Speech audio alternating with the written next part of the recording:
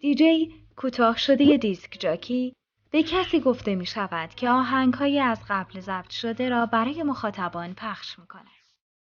ترنتیبل شناخته ترین ابزار دیجی ها می باشد که تشکیل شده از 1.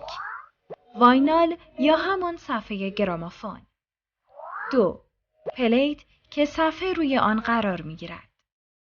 3. استروبوسکوپ. 4. کانتروی. 5. آرم. 6.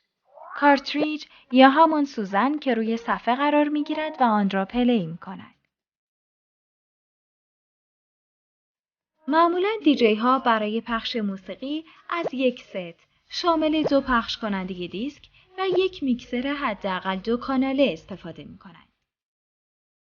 در گذشته این پخش کننده ها فقط ترنتیبل ها بودند و صفحه های آنالوگ موزیک را پخش می کردند. اما امروزه CDJ ها، دیجی کنترلر ها و نرم افزارهای دیجی نیز در کنار ترنتیبل های آنالوگ کار پخش موزیک را برای دیجی ها میسر ساختند.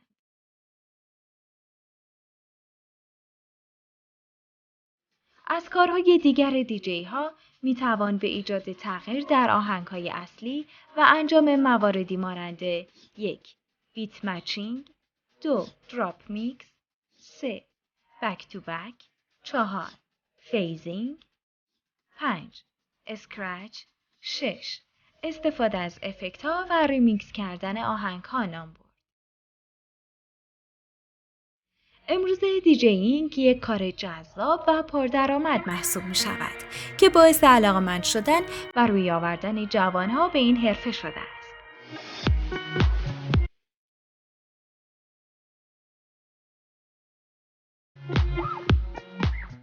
از دیجی های معروف می توان از تیستو، دیوید گتا، مارتین گاریکس، مارشملو، هاردول، آرمین ون بیورن و غیره نام برد.